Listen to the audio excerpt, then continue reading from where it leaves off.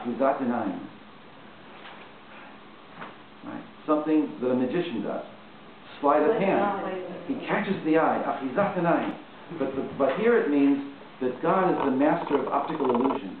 He creates a world that seems so real. So he was going to create this palace, and this amazing palace with rooms and rooms and rooms, and then around it is going to be walls and moats and lions and soldiers and ministers and silver all over the floor, wherever you want, whatever you want. And so, on the day that everybody is invited to come see the king in the throne room, they all stand out there, and they say, oh, the gate is locked. Well, how are we going to get in? He wants us to come see him, but he's in there, but we're locked down. So everybody is now on his own. Everybody checks. Where is there a break in the wall? How can I get over the wall? One person gets over, another person gets over. One through the moat, past the animals, past the lions, into the maze, past the ministers with the kesef, with the money, past the objects of art in the outer courtyard, and then into the palace. But even then you're not home free. There's incredible rooms like this with awesome manuscripts of thousands of years old of wisdom. You could stay there for hundreds of years and just get stuck there. No, that's not what I want. I want to get to the king. At this point, even knowledge is not what I want. It's a diversion. Beauty is a diversion. Money is a diversion. Pleasure is a diversion. Everything is a diversion when you're going towards the king. When you finally get the son of the king, in the parable, the son of the king finally gets to the throne room. It's been so hard, I've gone through so much. And the king says, yeah, tell me, my son, tell me what you've gone through. Tell me, my daughter, what you've gone through. He says, it's been so hard. I died 1,000 times, and I'm just broken in so many pieces. But I'm so glad to be here. He says, so good to see you too. Come to me. And I want you to turn around now and see everything you've gone through from here. And you see this endless garden, and there's just angelic beings. And like this, wait a second, what happened? What happened to the palace? What happened to the lions? What happened to the soldiers?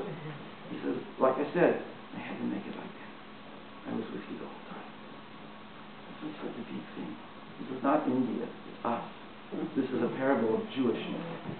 That from the point of view of God, it's really just an incredible, necessary illusion. Not, God forbid, a game. It's not a game. It's a very serious game. We have to go, once we've been in that throne room, we have to go back down into the matrix, but with consciousness. And we can become transformers. You have to continually go back and reconnect, because that is the reality with a capital R. Whereas down here is the necessary illusion that's created of separateness, that I can exist separately and you can exist separately, in order to create a drama, a stage upon which we can live out these incredible lives that we live. And when you know that, your whole perspective changes. That's the kind of knowledge I'm getting, and it's from the books that I've read, and from the people that I've met, and especially from Rav Garzi, who I was close to for 10 years, and from a Kaplan, and from Shlomo. You build up. It's like in the bottle. The tree grew in the bottle. You couldn't put that tree in there all together. There's no way. You have to put it in there very small and to grow. You couldn't build that ship in there. You couldn't build the ship and put it in the bottle. The neck is too narrow. You have to take it piece by piece and build it. So God gives us knowledge piece by piece, person by person, every single experience that we've had. And what we're supposed to do is to appreciate it. And to start to put it together and to ask, wow, I know there's something here, but I just don't get it yet. Can you please help me? Right? The king, please help me. You're with me. I know. You told me you're with me. Even when I'm in the lowest places, you're with me. Please don't let me go. So now, with that,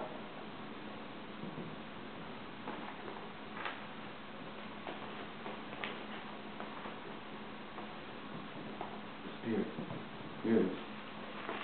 So what I mean here, eternity at the top and the moment down below. And there's this interesting broken line, right, in the middle. So it's like you have to crawl through this little tiny opening, this tiny aperture. But basically it's like this. Our moments are pretty small. Our moments are wedged between the past and the future, and most of the time we're living in the past or living in the future. And like our moments are so fleeting I used to try and catch up to the moment, and I realized I was always behind the moment. I was too self-conscious, and I felt like I'm always behind the moment, at least 2-3 minutes, at least, and maybe more. How can I get into the moment? So now it came to me not long ago that the moment, are you kidding? The moment is eternal moment. What you do is you drive eternity as a wedge into the moment, and you say, it's not a passing thing, it's not just going by every second, it's the moment. It's the eternal moment right here. That's the best I can do right now with it, meaning to say, I want to widen, expand. I want to really be in the moment. And there's nowhere to go when you're in the moment. It's not as if you have to catch up, that you're behind. No. It's a whole different way of looking at it.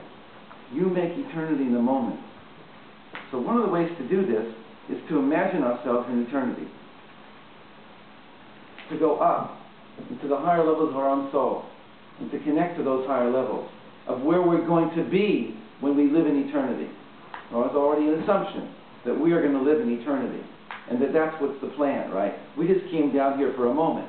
This is like from infinity to infinity with a little time in between. And it's really much shorter than we realize, but it seems like a long time to us. So we can connect up and imagine, use your imagination, that, I'm going to look down, you're going to look down at moments that you've lived in your life. And some moments you're going to say, I'm so glad I lived that moment. That was really eternity in a moment. And some moments are going to be, I wish I hadn't done that. Knowing that, I can come back now with some eternity into my moments and start to be more conscious, to be more aware. And I'll make mistakes just as much as I ever did, but it's different. It's different. And this constant flow of connecting to my eternity, I call it going in and going up. Going into my heart center and going up into the upper stratospheres of my consciousness. I especially like to do it when I'm flying a jet. It's not as if you're closer to heaven when you're a jet, but it's a parallel system. Our higher consciousness parallels the higher stratospheres of the planet, which parallel the higher consciousness of the spiritual world. That's what I want to say.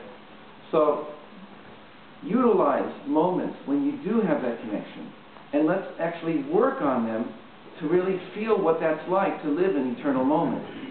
So I want to do a meditation with you, okay?